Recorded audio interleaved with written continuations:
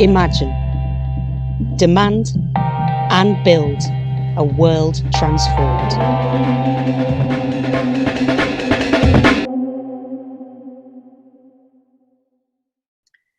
Welcome everybody, bienvenidas. So we're ready to start. So very quickly, my name is Valerie Alzaga, and I am actually an activist and a labor organizer and a migrant rights activist. I actually work from Unison, although I'm not speaking on their behalf today. I'm facilitating and helping this conversation move fast and powerfully.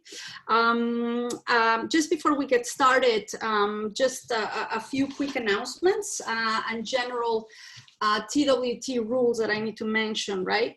Whether online or in physical spaces, TWT is about creating an environment where people can learn and debate with each other in a spirit of kindness and respect. Oh my God, thank you. Okay, that's my daughter, Ael. She brought me dinner. I guess that she didn't get the memo.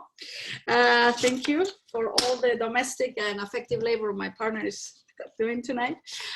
So yeah, kindness and respect. There's a few rules of engagement to get a conversation and any comments in the chat. The first thing we want to make sure is that we're, we need to consider that assumption of goodwill. Even if someone is saying something you disagree with, assume they're doing so with the best interests of the movement at heart, and disagree with kindness and respect, please. Listen more than you talk. Be aware of how much you're talking and make sure that others have a chance to speak, both here and in the chat, hopefully. Call out bigotry. This is a pluralist space in which we encourage camerally debate, but bigotry will be challenged. Be kind to your facilitators. We're all volunteers with children. Now, there's a lot of volunteers today actually that are going to help us facilitate. So we thank them now and thank them when you see them. And this is something about TW2 Supporters Network.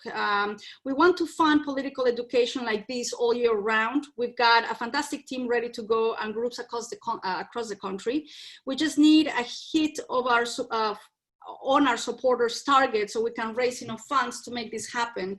This week we need 75 more new supporters. We have 15 people sign up already, giving us a monthly donation. So if you're able to please join the worldtransform.org support and become a supporter of TWT, we would really appreciate it. Okay, so we're ready to introduce the session. We welcome you to Forging a Fighting Labor Movement. We know that we are in the middle of one of the most, unprecedented crises because of COVID and 40 years of neoliberal attacks on our organized forces. We understand and we know that, a lot of us in the trade union movement are taking this moment as an opportunity, as an opening to not only hopefully defend our members and each other, but really to take this opportunity to not only be defensive, but be offensive and learn and adapt and be nimble. And so the speakers that we have today are really going to take us to a strategic conversation about what is it that we need to do and learn from each other to kick some ass and to actually take the labor movement to where it needs to go in a moment of crisis, right? We know that in the Great Depression and in other crises, the right-wing agenda moves forward and very deliberately, full of plans. We as trade unions and labor movement have to do the same and take the opportunity to really organize ourselves in community with the unemployed and in our workplaces and wherever we can to really create the political movements we need to fight and take this crisis to be our swing back into power. So with no further ado, I'm going to introduce just very quickly the agenda. We're going to have several wonderful speakers, which I'm going to introduce each one of them. We're going to take a couple of questions from each one of you for each of the speakers. After the speakers are done, we're going to send you into small, very cozy, friendly breakouts to kind of think together what you've heard, what are the takeaways. We're going to have facilitators taking notes, and then we're going to actually come back and unpack and debrief your observations and your key, let's say, takeaways. So if that's okay, I'm going to go ahead and introduce our first speaker. Vic Chechi Ribeiro is our first speaker. And Chich is from Manchester. He's an NEU vice president and a lead rep for a multi-academy trust. Vic, welcome. You have 8 minutes, and welcome, my brother. Go ahead.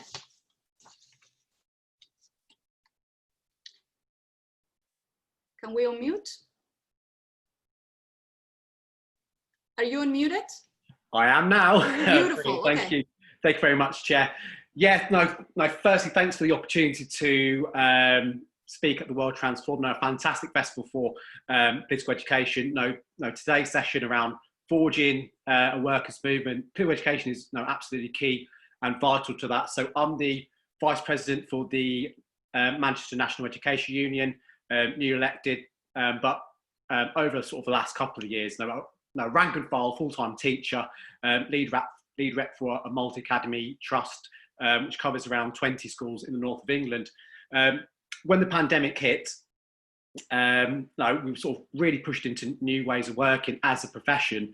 And it was really important that workplace reps as myself, we were sort of really able to sort of take stock in terms of the collective organisation that we have. So in my workplace, in my multi-academy trust, around half our schools had workplace reps, which is okay, but it needs to be a lot better. So immediately, workplace reps that we had, we immediately thought, okay, we need to improve our rep density. So from that, what we did was just organising away during the pandemic, speaking to members, coalescing some demands around the pandemic, particularly around clinically vulnerable workers, being able to work from home, agency workers, supply workers, being able to lose no loss of pay, sort of really putting that to the employer.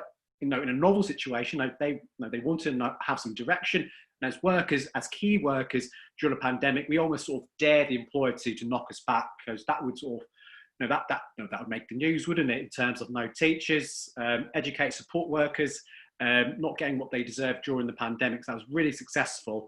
Where things really sort of developed was around June the 1st. So our union nationally had a big national campaign around the 5 tests. So how, as a national union, how we did that was we put forward a petition that was signed by something like over 250,000 people. So that was a really good way of uniting workplace and community, and sort of speak about that in a bit more detail later, as well as sort of involving councillors at local government, as well as at ground level, workplace level, really putting forward to our members, if you're in a school with a workplace rep, now's the time. Now's the time to collectivise health and safety. Now's the time to elect a workplace rep. I think the figures came out 3 or 4 weeks ago. Our union had an increase in membership of 50,000 members, and I think more significantly, 3,000 new workplace reps. That's a really significant increase in workplace organisation. Really, really positive. So in terms of what next? What do we do with all those new members and with all those reps? If we take the example of my multi-academy trust, we're really putting forward the idea of rank and file organising. So around June, the schools that didn't have a rep, I just ran through the members list and said, look, you need a workplace rep, you need to get organised, and that increased from around 50 to 90%. What's really significant about that now is with the employer, they now know if they say no to our demands, we've got a capacity to escalate. So things around performance-related pay, we've been able to suspend this year with a view of cancelling next year. That would be, if we are successful in that, that would be one of only around 5 or 6 nationally that have done that. Around the killing of George Floyd, we put forward some demands around racism. So things around anti-racist training that signed off and should be delivered by the union. Things around pastoral support for Black students, around decolonise the curriculum, and around school-based police officers. So we ran a big campaign around that, uniting workplace and community, working with anti-racist organisations in Manchester like Kids of Colour and Northern Police Monitoring Project. Had a big public meeting of union members, just highlighting to them as a form of political education that the police have got no role in school, and you're introducing to workers this abolitionist idea of sort of creating a society that doesn't need policing, and instead should elevate other other means of increased funding, as well as tackling market failures in housing and other things as well. So we were successful knocking back plans from the employer to introduce school-based police officers, and we were successful with the other demands on anti-racism as well. So once more, organising, coming together is really, really successful. So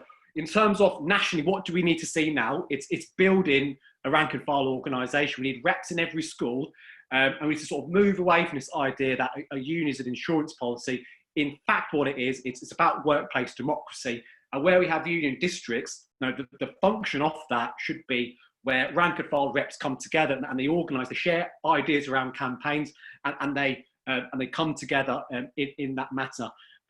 As well, around political education is really important. As workers, we need to understand the nature of our oppression in order to dismantle that. So within education specifically, we need to understand what brings together things like Ofsted, performance-related pay, things like accountability measures, high-stakes testing. It's neoliberal marketisation reforms. But once workers understand what that is, the root and the cause of these things, then we can start to dismantle it as well. And once more, sort of coming up to sort of the conclusion now, there's a big opportunity around united workplace and community struggles, particularly around housing. So our members will live in insecure housing. Our members will be tenants. Our members will be paying 50% of their rent to a landlord. The students in our schools will be potentially facing the threat of eviction, and our communities would have been accruing rent debt throughout the crisis. As a trade union, we need to be passing motions in our districts saying that we stand in solidarity with tenant unions, and actually we should be calling for things like rent cancellation, cancelling things like Section 21. United once more, the things that are happening in the workplace with the community, because ultimately, if we are to forge a powerful workers' movement, it's ultimately about building class consciousness, but also around class composition.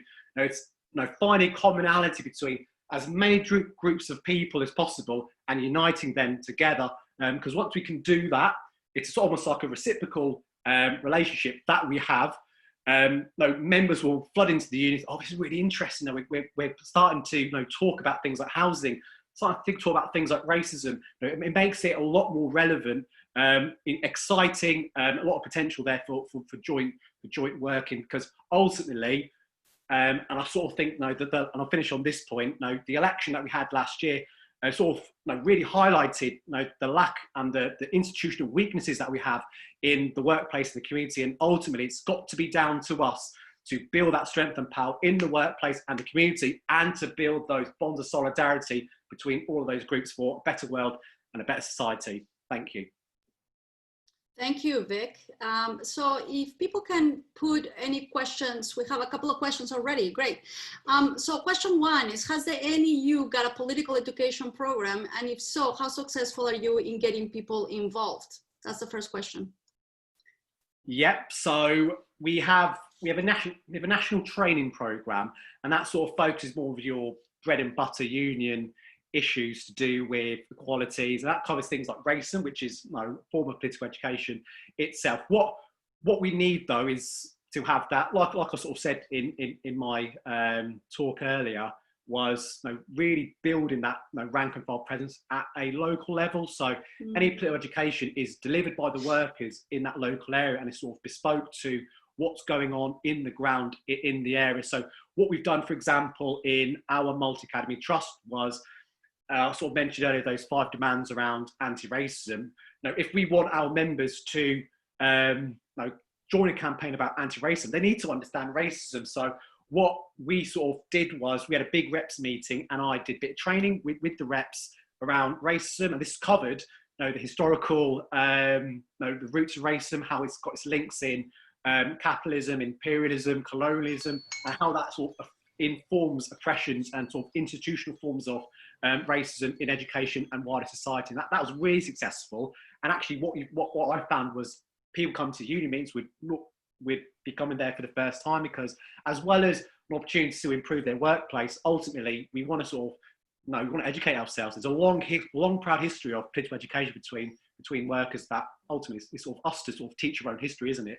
That's right, Vic. So, I know that other unions, both in the US and the UK, are interested in right now and doing courses on racial capitalism and really trying to connect the moment and the historic legacy, right, of both kind of colonialism and so on. So yeah, it's an exciting moment. The second question for you is, the NEU had a huge surge in members and reps during the pandemic. What are you doing to build their strength and to retain them?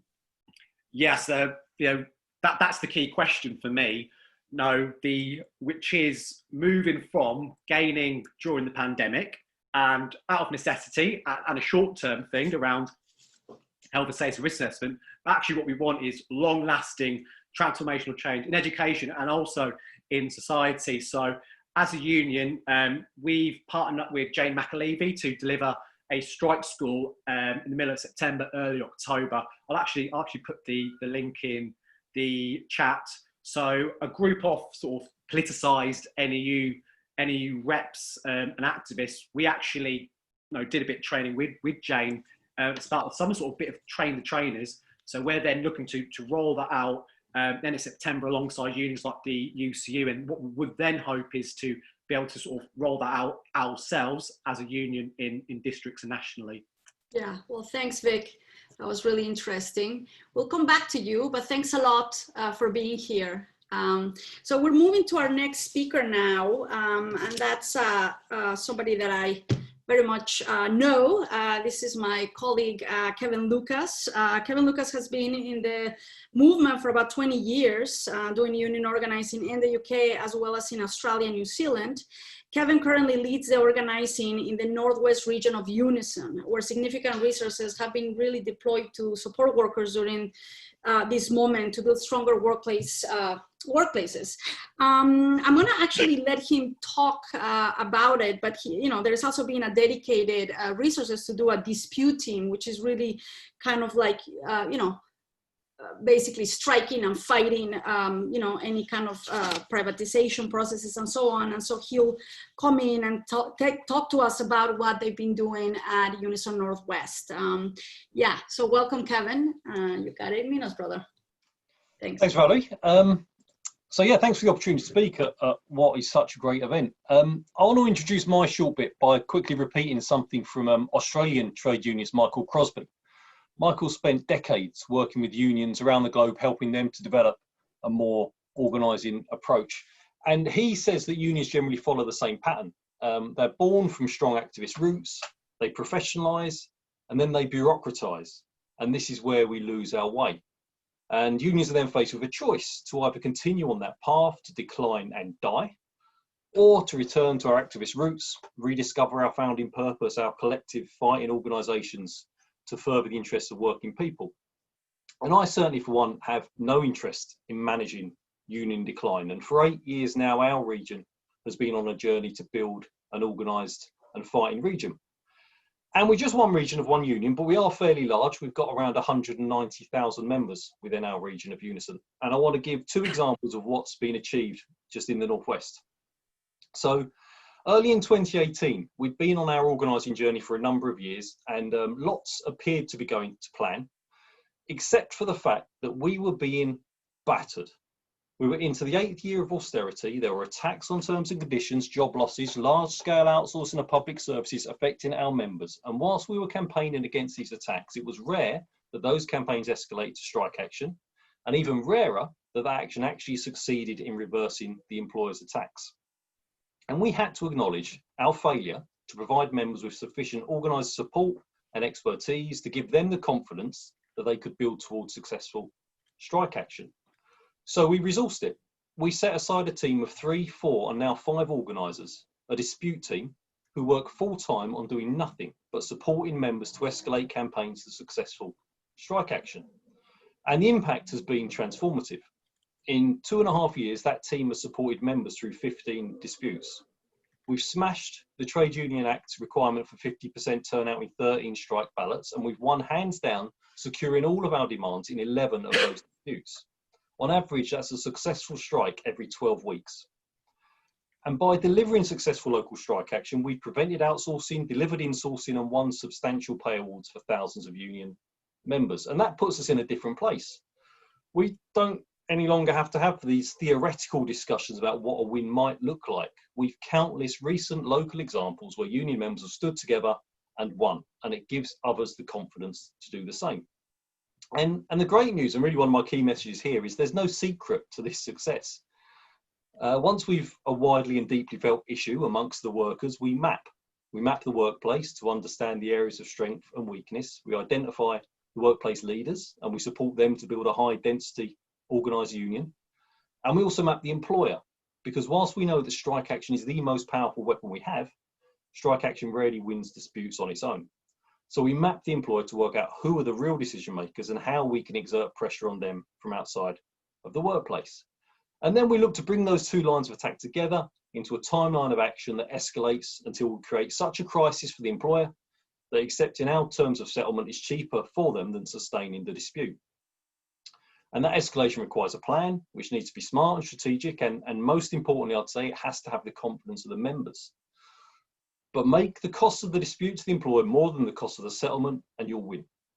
And wins are infectious, they raise expectations, they give hope and confidence across the union. And I'll quickly share with you details of our latest win, literally hot off the press. I found out 2 hours ago that 12 months into a pay dispute with alcohol and drug support workers in Wigan, we've today received confirmation that we've been awarded statutory recognition by the Central Arbitration Committee for collective bargaining with that group of workers, which is against the wishes, the active wishes of the employer. And we're going to celebrate that this week with ad vans outside of the employer's London head office exposing the pay of the chief executive, followed by 10 days of strike action of Wigan members, which start on Monday. Part of a long-running strategy, which is coming together nicely. We're not giving up. We're creating a significant crisis for that employer. And I sense that in that dispute, again, we're very close to a win. But there's another key plank of our regional strategy I wanted to quickly share with you, and that's taking our union into the low membership but highly exploitative growth areas of public service employment. And for a number of years now, we've been putting serious energy into building a strong union of social care workers. The social care workforce is huge, 1.5 million people and growing, 22,000 of them located in the Northwest. 85% of the sector is privatised. Global capital, private equity work hard to drive down standards, and poverty pay, precarious employment and exploitation has become the norm. And so when COVID struck, we knew that care workers would be on the front line. And on the day of lockdown, we launched an online survey to capture the key concerns of care workers. And we pushed it out to non-members via social media and through members. And in the following weeks, we received 2,600 completed responses, including contact details for those workers. And what those responses revealed was that as well as PPE and testing, 8 out of 10 care workers were concerned that they would not receive normal pay if required to self-isolate, shield, or take sickness absence due to COVID-19. And it was clear to us that statutory sick pay of £95 a week and the threat of poverty would fuel the spread of COVID to care workers and service users. And this was a public issue. So we set a team to phone in the survey respondents to speak with them about the campaign. We know from previous campaigns that once someone completes an online form or petition, you've got probably a 48-hour window to speak to them, after which point the engagement really drops off. But we did speak to them. We spoke to thousands of care workers and settled on 4 campaign demands under the banner of Care Workers versus COVID-19. And the demands were around adequate testing, PPE, and full normal pay for COVID-related sick, isolation, or shielding absences. And we took those demands not to the providers, but to the elected councillors responsible for commissioning those services. Because workers aren't daft, and they understand where the power lies in their workplace. And with low union membership and precarious employment, often weaponised by anti-union employers within the social care sector, care workers know when their union doesn't have power in their workplace. And currently that's where we're at, I'm afraid to say. But through our existing organisation, we do have influence and sometimes power within local Labour Party and council structures. So it was possible to engage workers in a campaign targeting their council as commissioners of providers without the same fear of retribution from the employer. And that's been vital because we don't just want to win the PPE, the testing and the full sick pay. We want care workers to be engaged in that win, to bring them into the union, to skill them in organising and raise their expectations of what can be achieved collectively. And we've had real success. To date, we've secured our demands in 17 of the 23 commissioning councils in the Northwest at a cost of tens of millions of pounds to protect care workers from COVID-19. And we've recruited literally thousands of care workers into membership since lockdown, giving us a social care membership base of now of over 20,000 members in the Northwest, just of social care workers. That's 10% of the total social care workforce, which of course isn't power, but it's the start of power.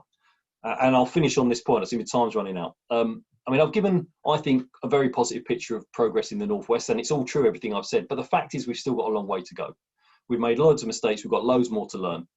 And I'm really looking forward to shutting up now, sitting back and listening to other comrades and seeing what we can learn from them. Thanks, Kevin. So we have a couple of questions for you.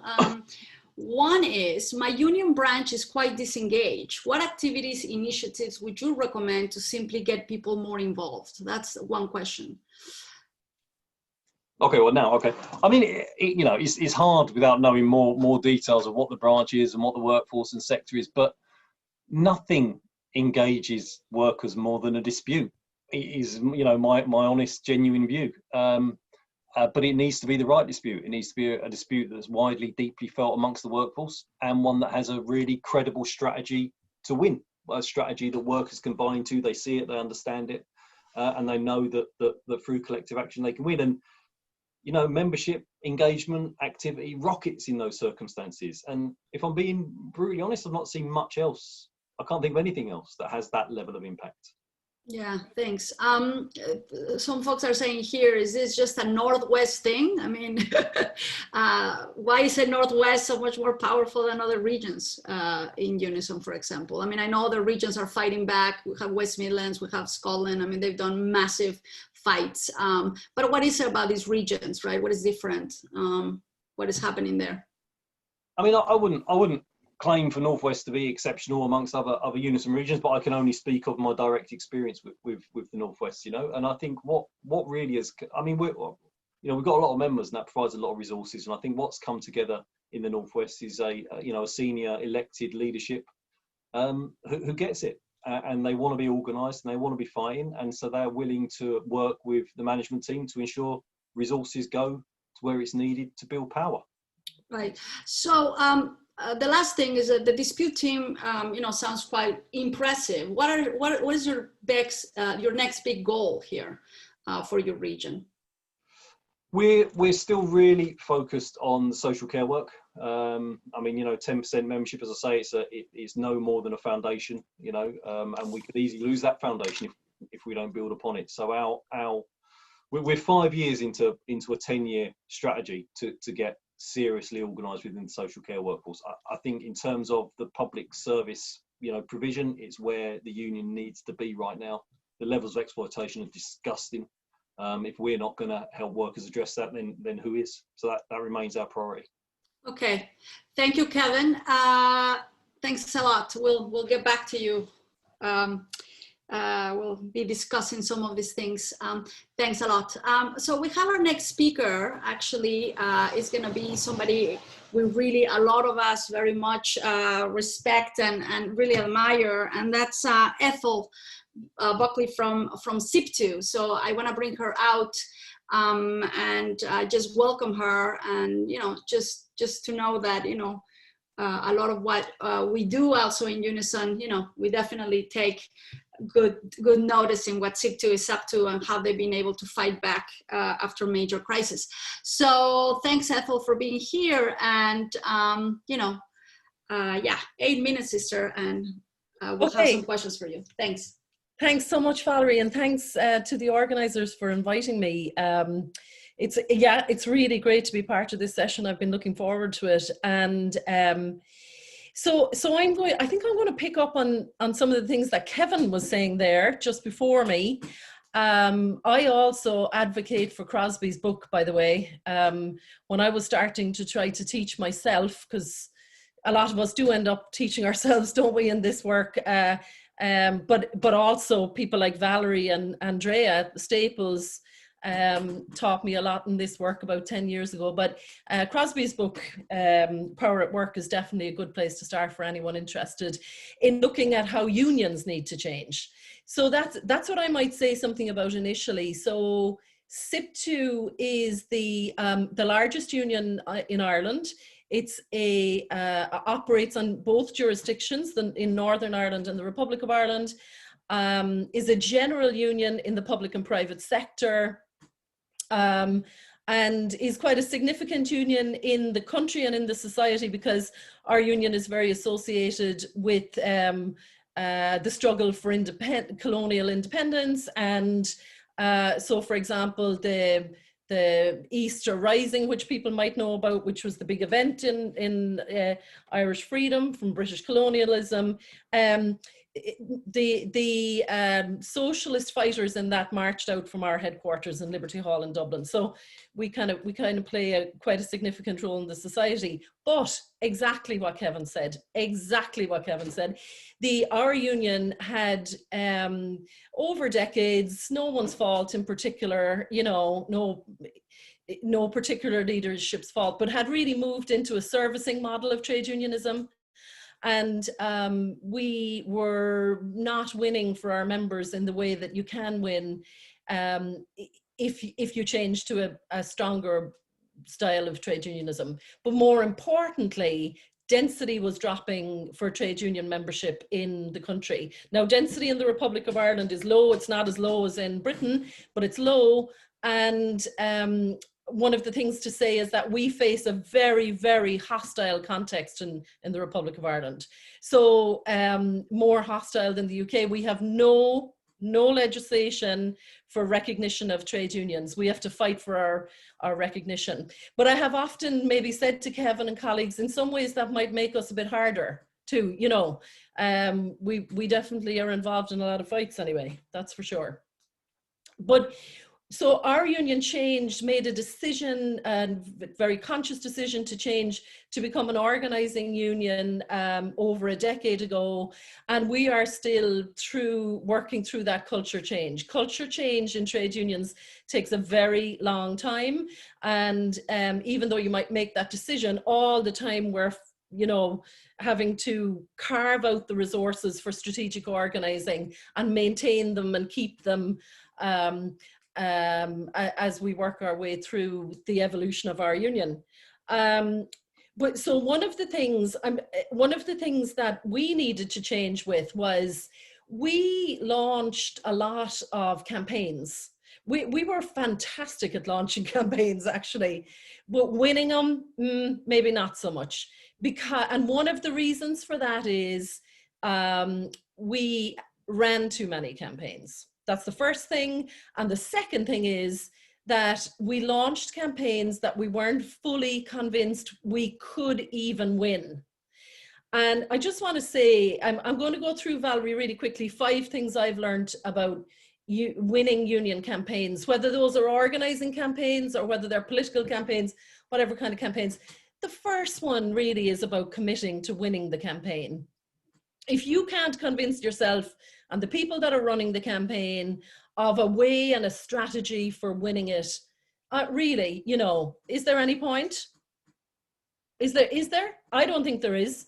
I think we have to just launch campaigns that we have planned meticulously and strategically to win. And just like Kevin was describing there in Unison Northwest, that's about mapping what strength we have ourselves. It's also about mapping the employer or the opposition, if that's political opposition, mapping the politics and figuring out what are the leverage points.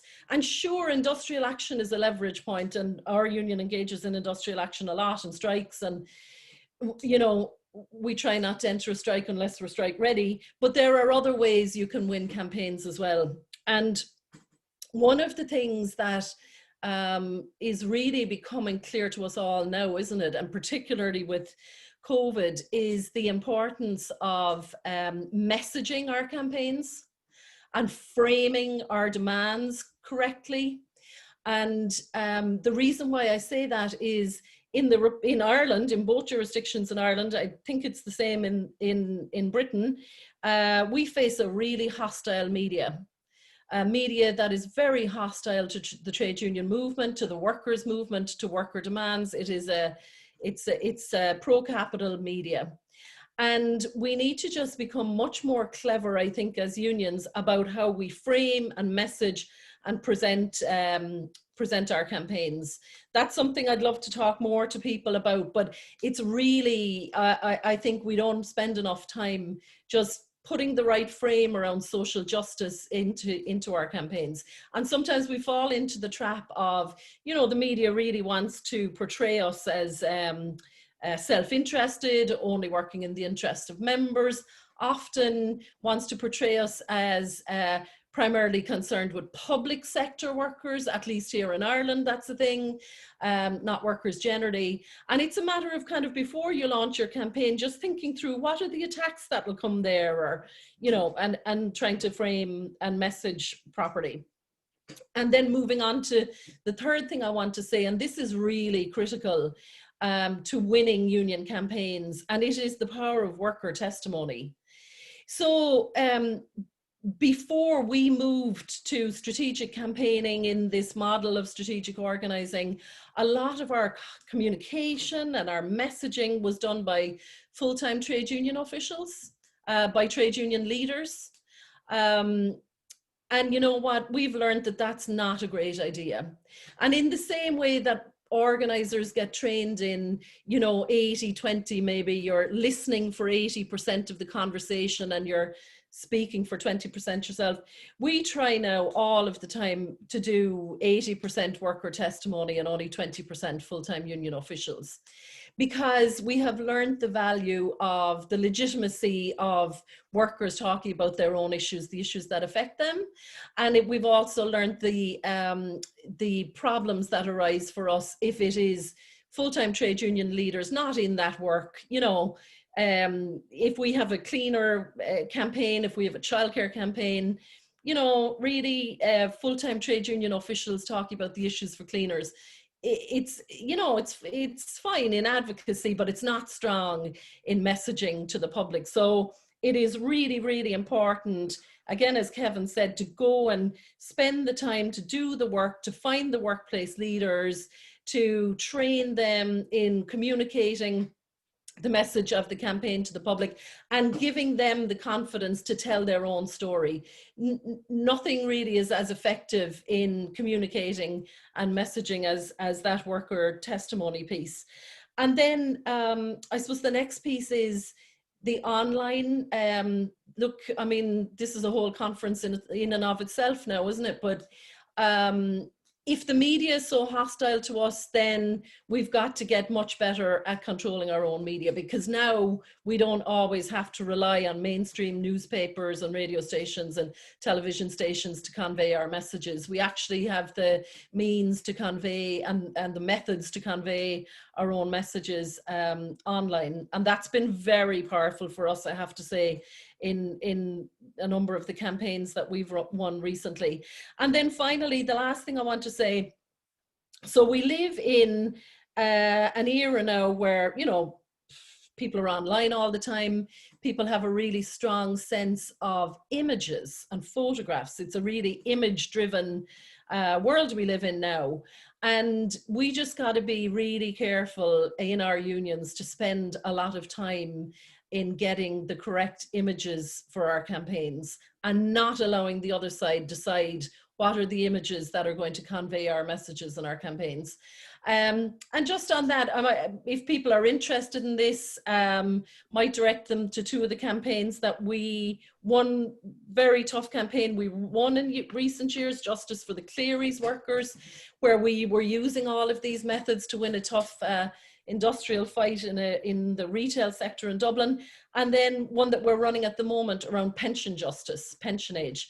There's a website there for that if people are interested, pensionage.ie, and you can really see some very strong images there, which we feel say what we need to say without having to do much of this ourselves. Thanks. So, oh yeah, sorry, Ethel. It's just we're coming to an end here, but there is a question here for you, which is, can you talk us through a recent campaign you have won? you know, in which obviously some of these, I've seen the images and I've seen some of the messaging you do, and it's fantastic, and it's very moving and it's emotional.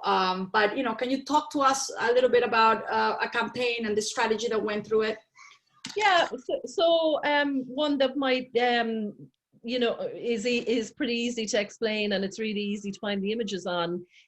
So we organised the women's football team, the international football team, a couple of years ago, and they had lots of they had lots of issues. Their main issue was pay, but personally, I try not to go out on pay issues if there's something else you can do. And I was spending a lot of time with the women, which is really interesting to spend time with professional athletes, by the way. They're very unusual people. How little they eat is incredible. But anyway, spending a lot of time with the women, and trying to figure out what the messages would be. And then in passing, one of the women said to me, you know, really the most annoying thing is that we don't have our own kit. We don't have our own tracksuits. We actually wear the under 18 boys tracksuits. And when we get back from international games all over Europe, we come back and we, you know, get photographed in the airport, and the media is there and they see us in the tracksuits, and then we have to go into the toilets and we have to change and give them back to the Football Association of Ireland. Clearly, right, you know, there's a million things you could say about pay and equal pay and working conditions and bonuses and all that. That was the message that we went out on. Was the indignity of that, because we felt it would resonate with everyone. And people can go and Google the Irish women's football team. So we did a press conference where almost every player in the squad was in the press conference, just standing there. I sat in the middle, they all stood behind me and sat next to me. In their own clothes, and I just moderated a press conference where they told the story of being treated as heroes on the one hand, wearing the green jersey, on the other hand, having to go into the toilet, give back the tracksuit. They threatened not to play a game, an international game against Estonia. It blew up. You know, the world media were at that press conference because we told them that the women were going to say something extraordinary. And we settled that in 72 hours. And all of the team were at the negotiation to settle the strike, every single one of them. And then we announced it on a little iPhone at like 4 o'clock in the morning. And just to make it seem a bit more citizen, I was shaking the iPhone. There you go. That sounds fun. I mean, you get to really do a lot of campaigns, right? Like childcare and athlete women. I mean, you have such a huge range there. We have one quick question. Ethel, I'm going to ask you to be quick, unfortunately. But Stephen Stanley here has a great question, which is, what advice would you give for new activists trying to build a fighting union branch that gets to win? Are there lessons you wish you learned earlier? Thanks, Ethel. Are there lessons? Stephen, I'm constantly learning. I learn every day, and I learn from people like who are on this call. Really, that's what's so fantastic about my work. I'm always learning. What would I would say, at the risk of annoying your officials, or maybe you are an official, but I would say for the activists to push more to be involved in the decision making of the branch, and to demand resources from the branch to get the training so that they are confident enough to move out whatever are the issues that face you in the branch, and move out your campaigns. Yeah, I mean, the most effective campaigns that we ever run, we have activists pushing and pushing and pushing us all the time. So push forward with the officials. I think that's it, and have confidence, and look at other wins around you, and have the confidence that you can win yourself as well. So organizing within the union to put some pressure on. Yeah. Sounds good. Sounds great. Okay, so thank you, Ethel. I mean, there's so many more questions that people are asking, and I'm sorry we don't have much time because I would love to hear every single answer. But thanks, sister, and we'll come back. We'll be breaking out and listening and thinking about what you have mentioned. Thanks, Ethel. Okay, so we have actually, Ethel was talking about workers and their stories and the power of their own actions and their own stories. And we have actually Setan Avsar. I hope I said it right, Setan. So, Setan is actually an outsourced worker at St. George's University of London and a member of United Voices of the World, where he was leading the campaign to end outsourcing and be brought in-house in equal terms and conditions to direct employees. So, hello, Setan. Thank you for calling us from your car, my brother. I know you're just coming out of work, so thanks for sharing your story. And we just want to know your story. So go ahead and tell us a little bit about your work and how you started getting organized. And tell us what has happened. And welcome. Good evening, everyone. I've just finished my shift, so I'm in my car.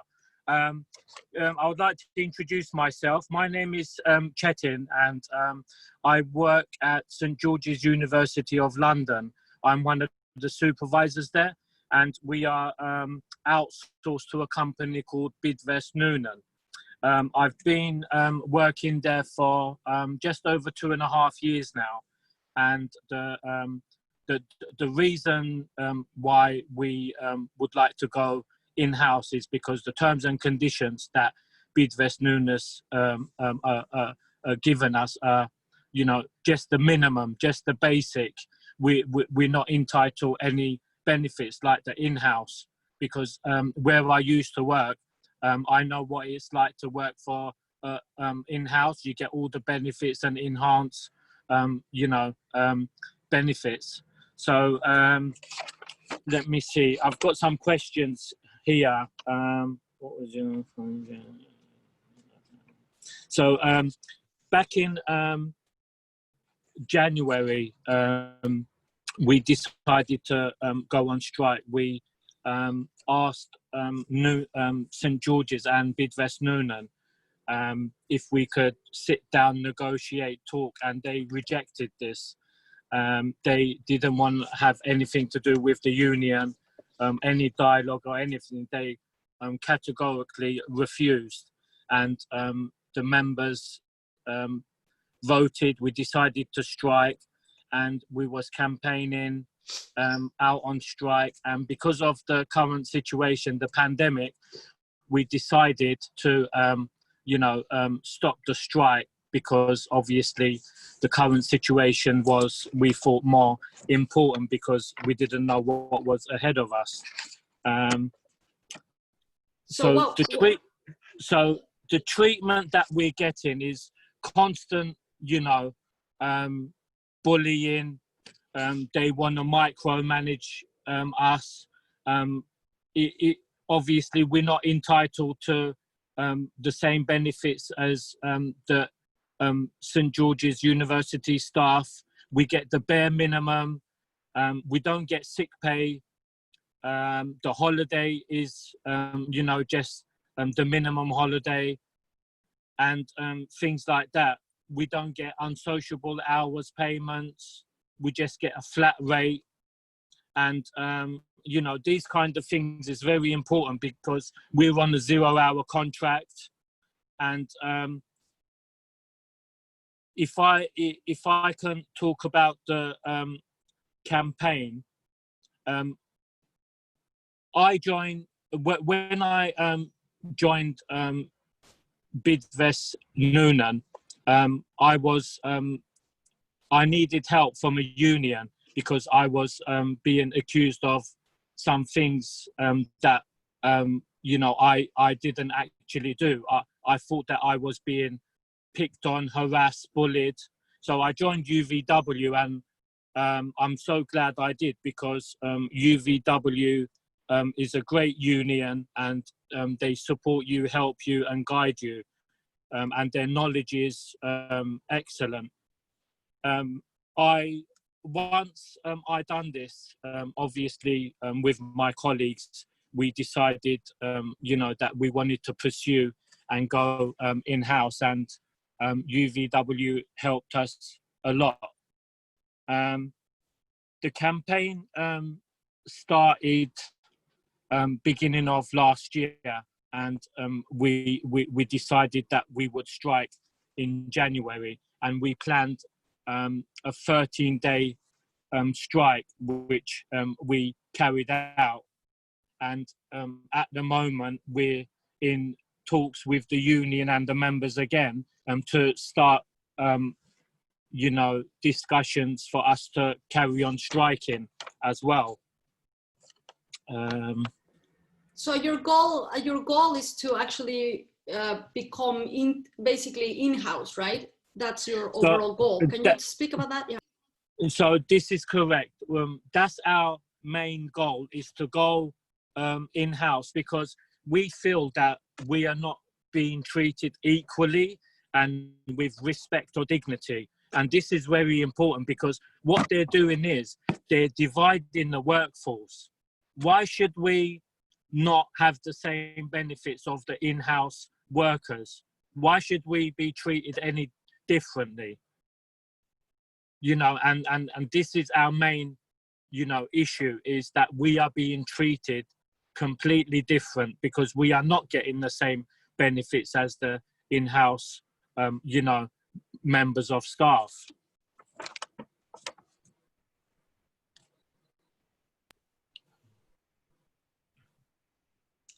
So just to ask you a question, maybe, what are the next steps for your campaign? So as I explained, our next step is we're gonna discuss, and we have to vote again if the members want to go and carry on with our strike, and that's the next stage. Once we vote, and I'm pretty much sure that we will all vote to strike again, to carry on, which we feel that we are entitled to go in-house. And hopefully with our campaign, I'm sure we will be successful. Good. So Chetan, just one question that we have. I mean, several people on the chat have been asking, as branch activists, how is it that you get other people involved, right? So what was your organizing process? How did you get your colleagues to organize? What does organizing mean to you in terms of what you've done personally, right? How can you get people mobilized? So with my own experience, obviously UVW, they discuss things, they help you, they guide you, with knowledge, with my own perspective, and because I knew, what the benefits are of going in-house, I explained to my colleagues, and obviously you can't force anyone, but once you explain, once you tell them what, how you've been treated and things like that, the majority obviously joined our campaign, and they voted to strike. So it's all about, telling them what you're entitled to, and the knowledge, and things like, it's all about discussing collectively in a group, and just basically educating one another and helping and guiding one another. And it's very important to, be together. That's the most important thing, because if you're not together, then you can't achieve things like this. It's very important. That's right, brother. That's right. So thanks for this this story, this powerful story. I mean, organizing under these circumstances also takes courage and takes a vision, right, of taking this opportunity to really push offensively. And, this is very interesting to see.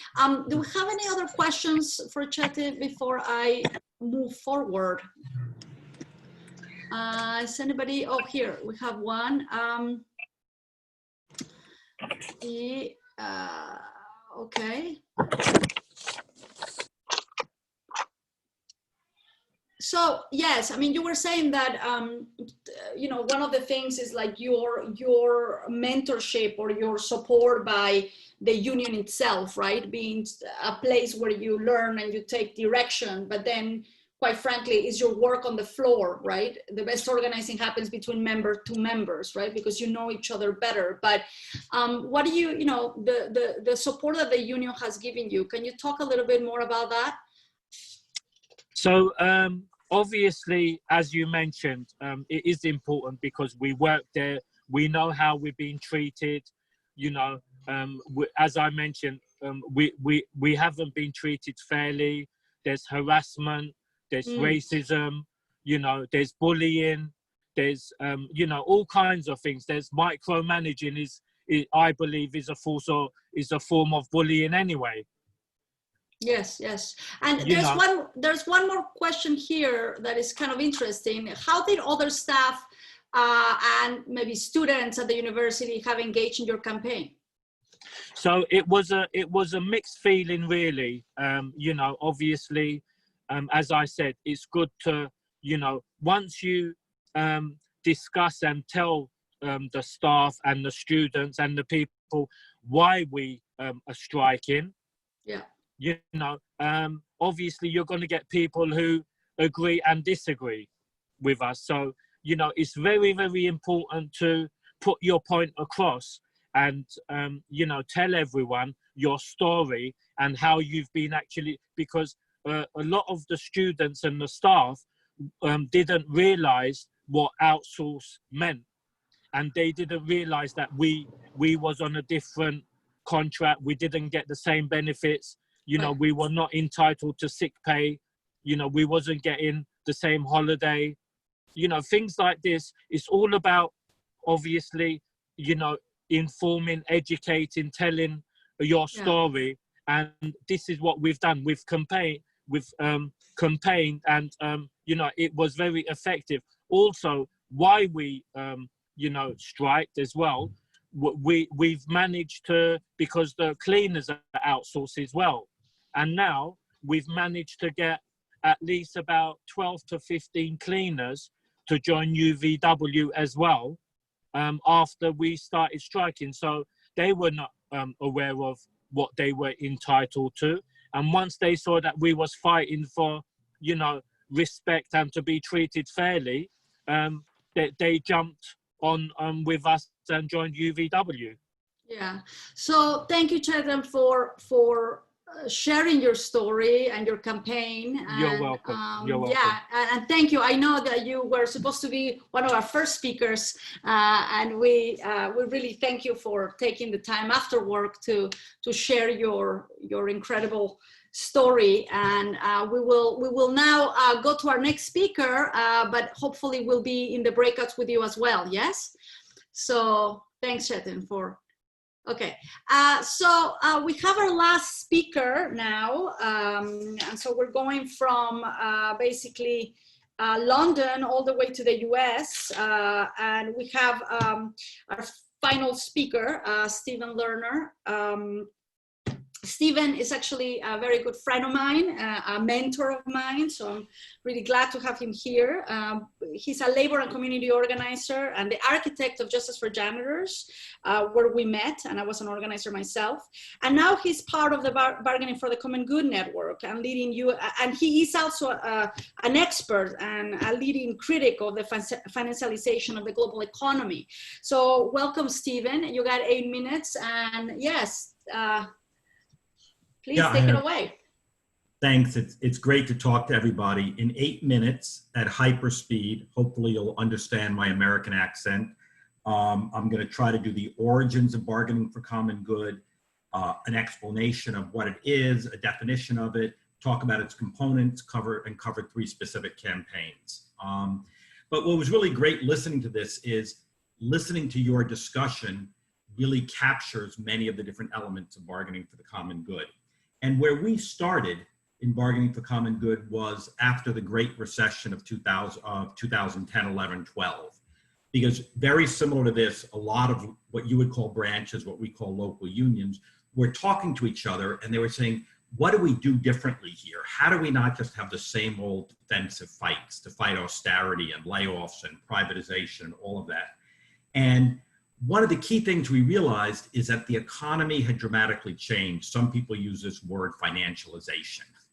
And that what happened is very often the people that we were fighting, the people who who signed our paychecks weren't the only problem we had, meaning banks, finance, private equity. There were all these people higher up on the financial totem pole.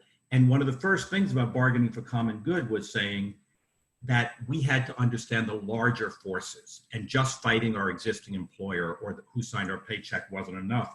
And one of the core opening ideas that we talked about was something that Chicago teachers developed, which is this idea of broke on purpose, meaning that the system, corporations purposely reduce their taxes and everything to the level where there is not enough money for public services. And then they say, well, there is no money, tough luck. We just have to deal with that because we're broke. And part of the origins of bargaining for common good was saying, we don't accept that there's no money. There's no money because you've chosen to divert huge sums of money to the super rich away from the rest of us. So coming out of the recession, the Great Recession, which was caused by the financial collapse, we said we have to understand what's happening in the system and how to take that on. And that meant we couldn't just fight our direct employers. The second thing, and I heard this earlier, is we have this fascinating thing in the US where they keep narrowing what we're allowed to bargain about. Teachers are only legally allowed to bargain about wages and benefits, not class size. And then when we obey the law, similar I think what Ethel was saying, is they say, oh, you all are greedy, selfish, and terrible because you only care about yourself. So bargaining for common good is trying to take the elements of all these different things and create a much bigger campaign that's primarily driven by local unions that looks at the broader economy. And so if you could put the first slide up, please. I think we have a slide coming. But if the slide doesn't come, I'll just describe it. Well, I'll say what the slide was going to say, which is, so we have a very simple definition of bargaining for common good.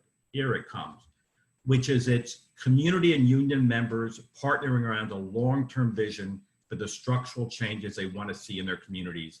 And how do we use bargaining as a critical moment in a broader campaign to win that change? Meaning bargaining for common good is based on unions and community groups being equal partner, and then taking the bargaining moment to really make it a political activity to talk about all the changes we need, not just in wages and benefits. So if we put up the second slide.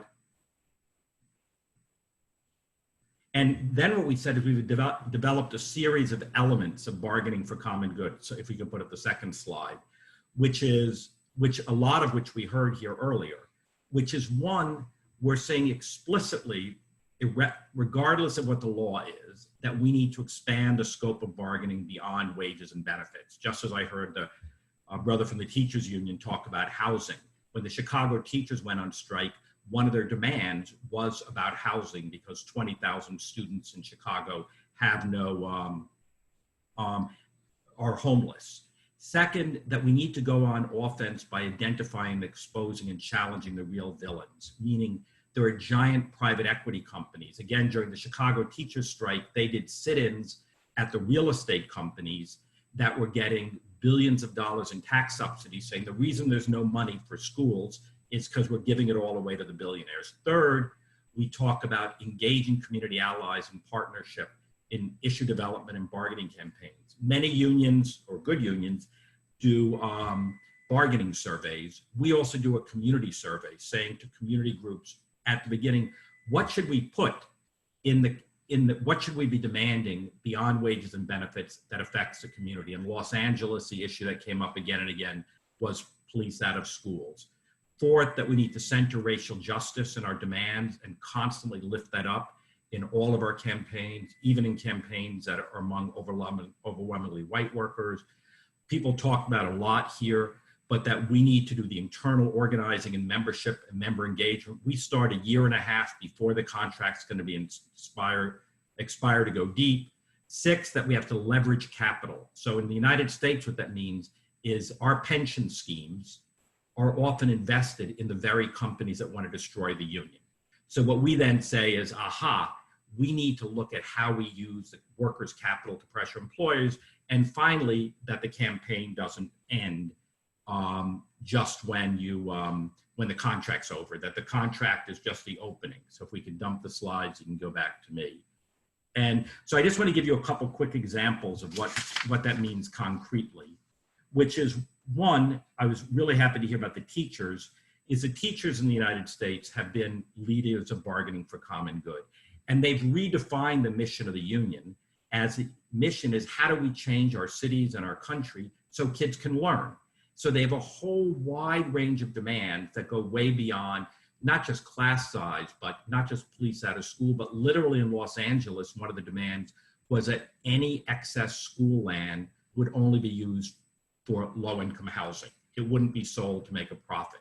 So the teachers, and what they're doing right now is they've led the charge in all of the United States on safe and equitable reopening of schools, and have successfully forced multiple school districts to not reopen until they make the kind of changes that are needed. But then simultaneously on our regular days of action, what they've raised is a whole set of other issues. No evictions during the pandemic, cancel rent, police out of schools. The last actions we did on September 1 all over the United States where the demand in the United States, the sheriffs do the foreclosure, armed sheriffs batter down your door and put your stuff on the street. One of their demands was no funding for police to do evictions. I'm just going to do this very quickly because of time. So the teachers, though, have made this deep. And then the other key thing is they're then targeting the corporations that are opposing greater funding for schools. So there's a big picture view of all the different things that need to happen. And it's not just the school board, it's the corporations that dominate the economy that are purposely bankrupting schools so they can privatize them. Another example at hyperspeed is a campaign we're doing in the private sector in Connecticut, which is a very small state with nursing home workers. In Connecticut, this will really give you a view of America. The budget for the whole state of Connecticut is $19 billion. The deficit as a result of COVID is $4 billion. The 17 richest people in Connecticut are worth $70 billion, and their wealth has gone up $4 billion since the pandemic. In the United States, the super rich are worth $1 trillion more now than they were before the pandemic started. So the Connecticut campaign, I'm going to leave it all the stuff you know, deep organizing of the members and all that is one, let's identify the billionaire class and go after them. We've been doing car caravans to their homes where under the theme of body bags for workers, money bags for the rich, where we drop body bags in front of their mansions.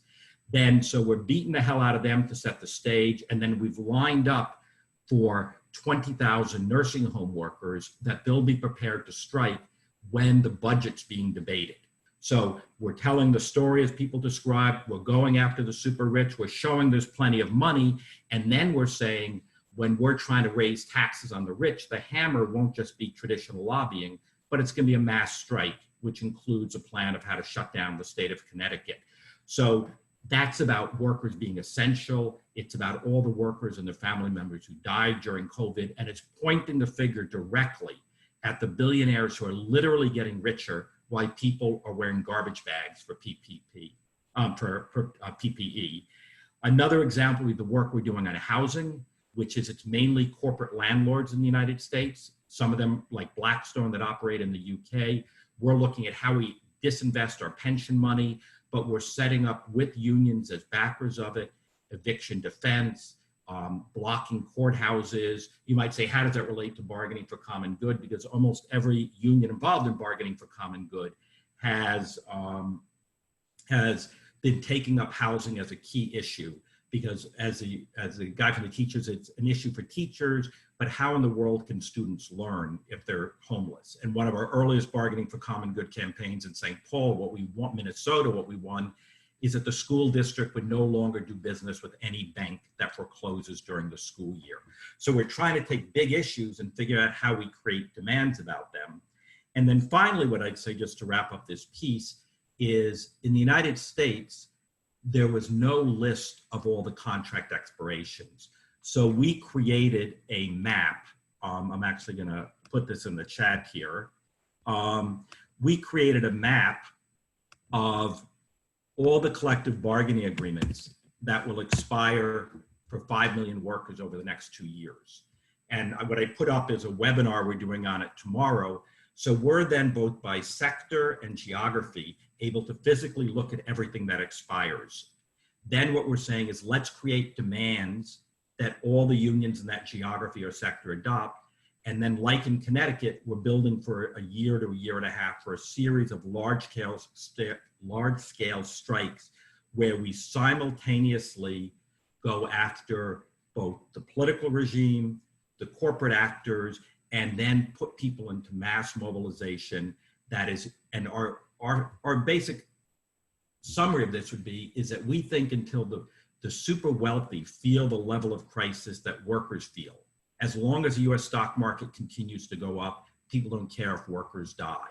And so we have to escalate the level of struggle and really be able to disrupt the system enough, not only to win our individual fights, but also to win the bigger fight about the kind of world and country we want to create.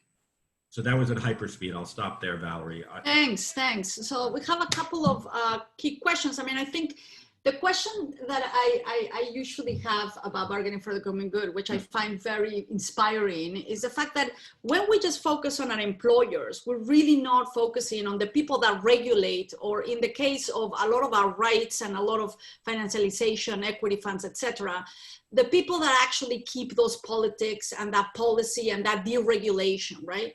And bargaining for the common good is saying, yeah, the employers are key, but if we keep just going after the symptom and not the actual architects of these particular policies, it's very, you know, in some ways we may gain something in the workplace, but the capitalism doesn't change, right? So the fact of going after kind of the key players and their organizations or their architecture, to me, is a very interesting thing. That bargaining for the common good is gearing that base, that activity and that direct action towards that class that is usually invisible, and you know they're actually responsible, but we never see them, right? And so can you talk a little bit more about that? And in that sense, there is a question here about maybe you expanding what does it mean to leverage, right?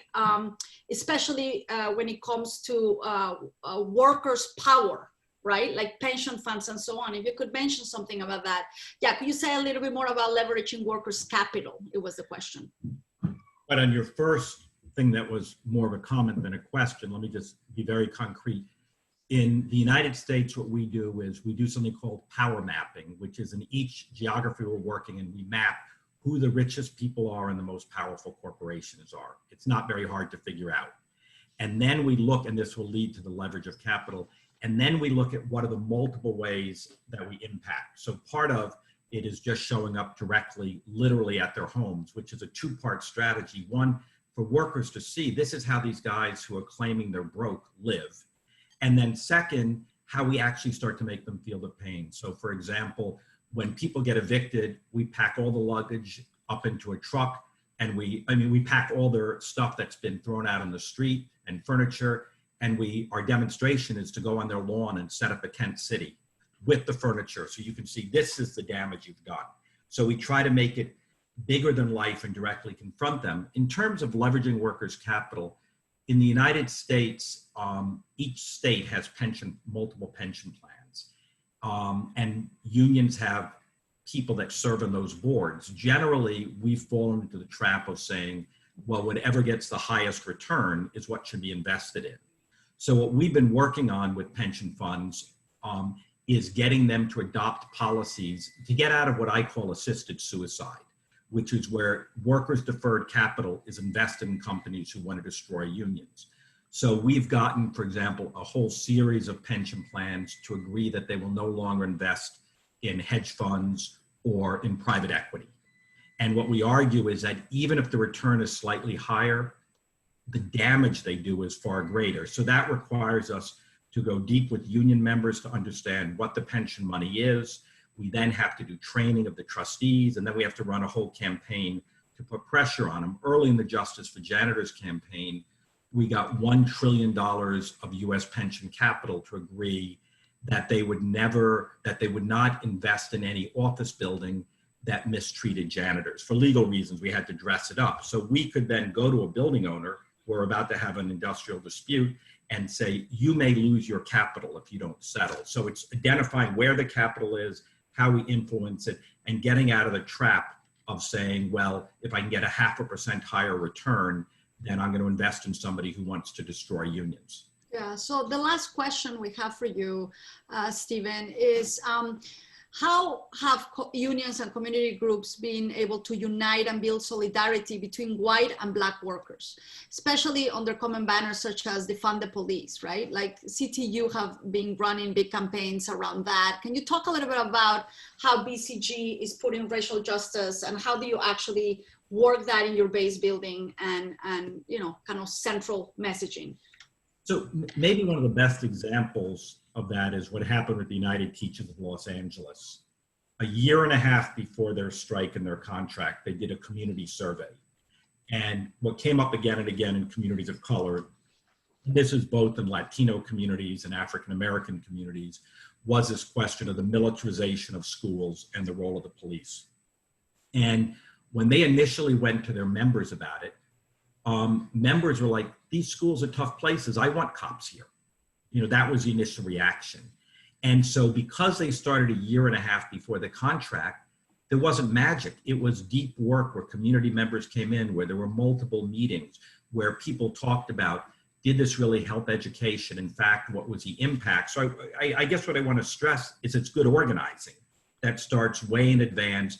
But the key is it's community members and union members dealing directly with each other.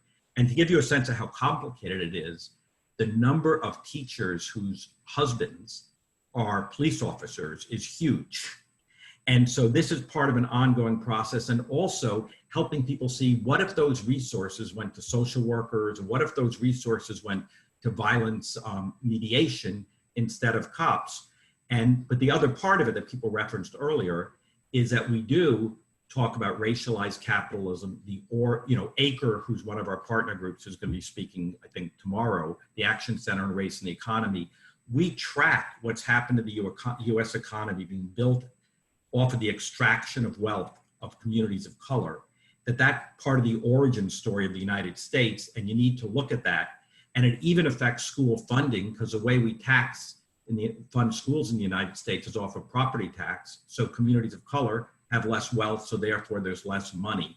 So I guess what I'd stress is we have political education programs, we have PowerPoint, but in the end, it's the nitty-gritty hard work of identifying the problem and then having very concrete proposal for what should come next. Yeah. Thank you, Stephen. So thanks to all the speakers. That was a pretty good palette, right, of both kind of workplace, fights for insourcing to really looking at folks right now organizing in social care and in school, looking at the crisis, to unions really trying to shift towards a more organizing view and actually putting the resources and the education and the training that goes with shifting all the layers of our union. And then obviously also looking at big strategy, right? Strategy like bargaining for the common good, which really cuts across several sectors and several unions, and trying to align them into fighting in a different way, in a much more integrated and comprehensive way, both in terms of going deep, going broad, and going high. And so thanks everybody for coming together today. And so we're ready right now actually to go into small groups. We're gonna have a 5-minute break. And then we want everybody that's, that wants to talk about what we've been hearing. We're going to have kind of a guided conversation, which we want to make sure you stick around. So we're going to have a 5-minute break in a second.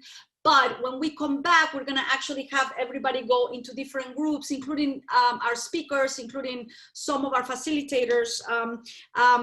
Actually, all facilitators will be there taking notes. So when we come back, we can actually debrief it together.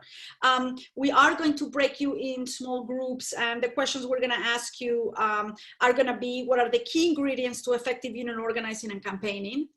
how can we align better as unions with other parts of the movement, so we can do these sorts of collaborative campaigns that have been discussed. And finally, for those who are union members, what are the obstacles in your unions that actually prevent us from doing more organizing and campaigning? So those are the 3 questions we're gonna have when we come back. Please do stick around and let's just have a deeper conversation with each other, so we don't have, you know, we can process this together.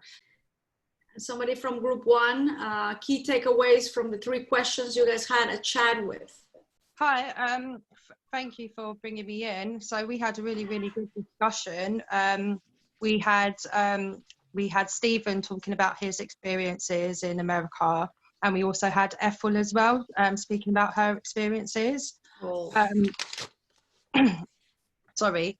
And obviously we had people that haven't been in the union movement before. So one of the people speaking has never had done actions with a union, and another person was in the same boat as well. So it was good to have experienced people from the union movement giving advice and details about what they've been up to and ways in which they've made an impact. Yeah, sorry, I didn't write down notes, so I can't remember off the top of my head everything that's happened.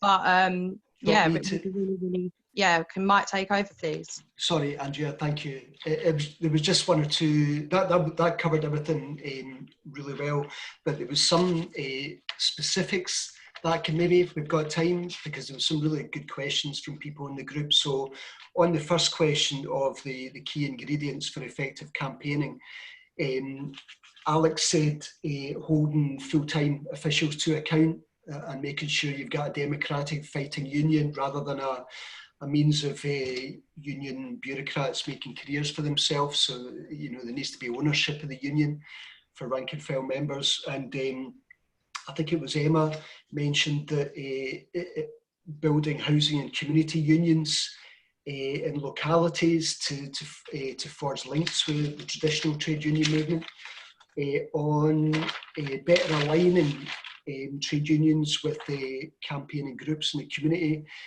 I think it was summed up rather nicely by Stephen: find a common enemy, and you can solder trade union disputes to either existing campaigns or campaigns that are begging to get off the ground. And on the obstacles, I think it was Andrea, was it Ellie? I think it was, mentioned that she finds it difficult and is getting a finger wagging from her left-wing parents for not joining a union, but she's saying that it's very difficult to organise where she works. She works in construction, where, at least in her workplace, there's very limited organisation, so she finds it difficult to get organised as an individual person wanting to join a trade union. And she also mentioned, obviously, the gig economy as well. There's a great many workplaces there that aren't organised at all. So there was 1 or 2 other notes, but I can put those together for circulating. Sorry, thank you, Mike. That's great, thanks. Can we have Claudia from group 2? Your key takeaways as a group would be great, thanks. Yeah, we probably spoke most about the things that people were finding problematic.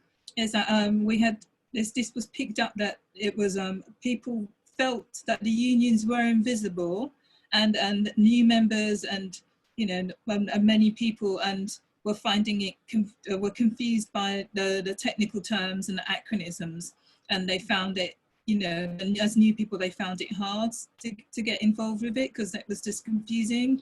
And they also felt that the unions were sort of kind of distant. They weren't really involved in their workplaces.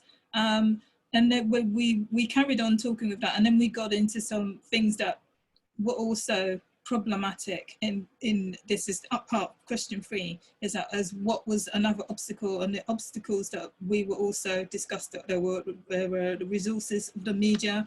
That was also quite a problematic, and learning, people needed to learn. This was also brought up that people had no political education and they were struggling to find it. We had two guys bring up some really cool ideas. And we had one guy who's actually doing this right now. He's building a cross network and with people in his union, because he's in catering, so it's a very itinerant workforce. So he's building it up by getting they've got group chats going on. We didn't know whether it was on WhatsApp or whatever, but there's some group chats going on. They're building out networks. They're finding out who the common enemies are and what the battles are doing, and they're trying to involve people in an easier way that people can understand. So just notes. Yeah, so I mean, I think like trade unions, we need to be able to speak and to communicate in a much easier way, but also be in the workplace, right? Which is kind of like the big organizing need and question. And also now that we can be in the workplace, we're a lot of us need to kind of get this online world, understand social media as a workplace, and understand that that's also a place and a space of communication and organizing and identifying folks that are hand raisers, and that that space is also for the taking. Exactly. Because we know capitalism does very well there. We need to make sure that we are there as well. So that's one of the key questions, right? That we, at least at Unison, we're really trying to figure this out and getting mentorship and advice from people that have been doing it for a long time, because it is a new way, a more simpler way, but yet, we are used to speaking like trade unionists, and we don't understand that's not how people talk. Yeah. So not my union. We're very good with doing online because we've had to, because the strongest outlier groups are the GMB race and GMB Sisters, and I'm part of GMB Sisters. And we've managed to use, because I've been working with the PR and stuff to try and get more targeted emails and communications and stuff like that, because that's the only way we're going to reach people now, and it's the way people are learning, is people are getting stuff from their unions and learning. Because the amount of times when I post things up about issues and about people in the past, famous ladies that have done things, like Eleanor Marx. I've done various things about Eleanor Marx, and the movie about her's coming out soon, and people are like, oh, we've never heard of this until you posted out stuff on the gram about her. So this is a way to get people involved and talk in an easy language, which is definitely what I think Alison was trying to say in our group. Yeah, so thank you for that. We're gonna have the last group, Valerie from group 3, thank you, Claudia. Nice to meet you, sister from GMB. And Valerie from group 3. Hey, I have the same name as you. Pretty cool. So Valerie, take us away. You're our last group. Yeah, I'll be brief because I know we're past time now, but we had a good range of views in terms of key ingredients to union organising.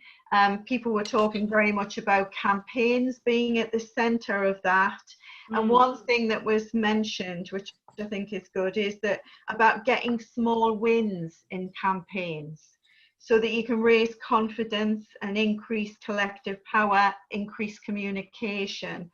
But the campaigning was really key in any strategy.